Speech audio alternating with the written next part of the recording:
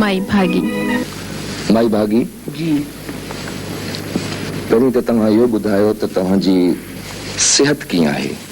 बाबा हींअर शुक्र आहे, पहिरें खां हींअर मां ठीकु आहियां। हा, कुझु अर्सो पहिरीं असां ॿुधो हो त तव्हां काफ़ी बीमार हुओ जी, पर अॼु जीअं मूं तव्हांखे ॾिठो आहे जी त अल्लाह जी महिरबानी आहे, चेहरे ते रौनक बि आहे।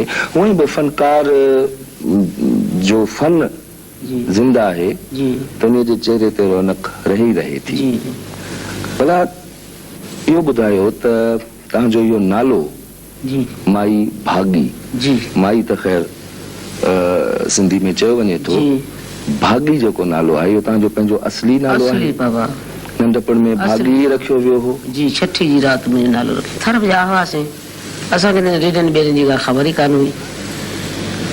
मारू जो मेलो लॻो हो, तंहिं असांखे भालवा ते सो असांखे मोहम्मद बश टालपुर आहे जी, इहो असांखे वठी हलियो।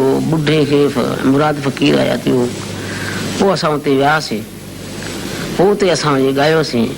इहे कानफियूं इहे बि हुयूं हुते, असांखे त हिननि जा नाला ई कोन था अचनि, पर वरी पर इहो नंढपण खां तव्हां ॻाइणु शुरू कयो? जी, नंढे आऊं 8 सालनि जी हुयुसि। माउ पीउ जे पुठियां मुंहिंजो पीउ ॻाईंदो हो, मुंहिंजी माउ बि ॻाईंदी हुई, मुंहिंजो पीउ अख़तार ते ॻाईंदो हो। त इहा जेका सिखिया आहे ॻाइण जी, जी जी सा तव्हांखे पंहिंजे वालिद साहब? हा जी, मुंहिंजी अम्मा बि ॻाईंदी, ढोलक वॼाईंदी, ऐं मुंहिंजो पीउ बि ॻाईंदो हो, उहो यकतारो वॼाईंदो हो, पोइ उनजे पुठियां आऊं बि ॻाईंदी हुअसि। हूअं त ख़ैर जेका तव्हांजी गायकी आहे, जेको तव्हांजो अंदाज़ आहे, जी मां सम्झां थो इन में सिखिया जी बि ज़रूरत कोन्हे, इहा हिकु ख़ुदादाद क़ाबिलियत बि हूंदी आहे।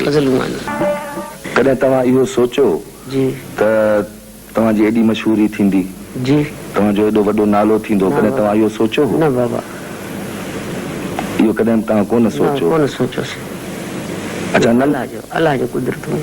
अच्छा, तव्हां पंहिंजे ॻोठ में का तालीम वग़ैरह बि हासिल कई आहे? न जी, न बिल्कुलु कुझु बि कोन पढ़ी सघो? कुझु बि न। त ही जेके गीत ॻायो था इहे यादि करे? इहे यादि करियो, इहे सभु यादि कया अथऊं, इहे सभु पंहिंजा ठाहिया अथऊं। तंहिंखां पोइ जेके तव्हांजा इहे ॻायल गीत आहिनि जी, इन्हनि में तव्हांखे कहिड़ा घणो पसंदि आहिनि? जी, मूंखे पहिरीं जॾहिं रेडियो ते आयसि तॾहिं इहे तारनि मां तरंदी अचे, लोड़ मां लोड़ंदी अचे, इहो दिलि ॿारो चल पई करे, पोइ इहो मुरली वारो मन मोहोड़े हला जोगीअड़े लऊं लाई, पोइ इहे 2 मुंहिंजा आइटम थिया। तंहिंखां पोइ वरी कोन थिया, वरी वियासीं हलिया। पोइ भागी थी वई? जी जी, पोइ इहे ॿुधा हुननि त हीअ चऊं त हीअ केरु फनकार आहे जो ॻाए थो इहो? पोइ मुंहिंजी माण्हुनि वञी चयो त हीअ माई भागी ॻाए थी। माण्हुनि खे कई करे माई भागी अलाए केरु आहे, किथे जी आहे ख़बर न आहे। तंहिंखां पोइ वञी पोइ जॾहिं मुंहिंजी शिकिल बुकिल ॾिठूं तॾहिं वञी उहो रेडियो ते आहे, टेलीविज़न ते आयसि, तॾहिं वञी शिकिल ॾिठो मुंहिंजी।